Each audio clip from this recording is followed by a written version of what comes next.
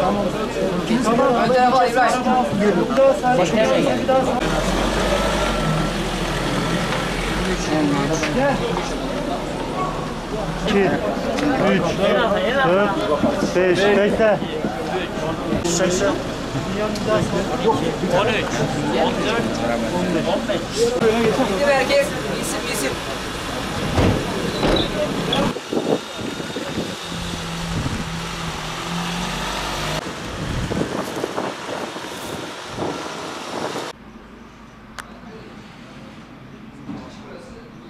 Muhammed.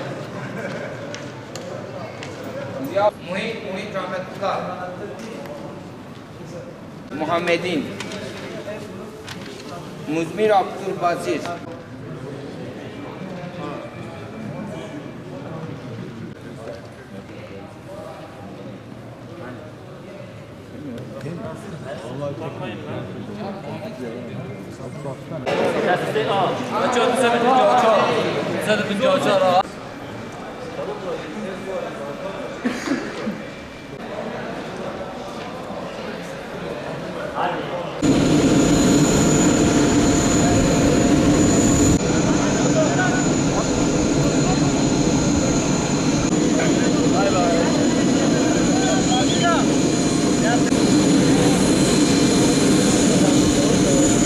Şimdi yürümeye başlasan ilk ortada gel.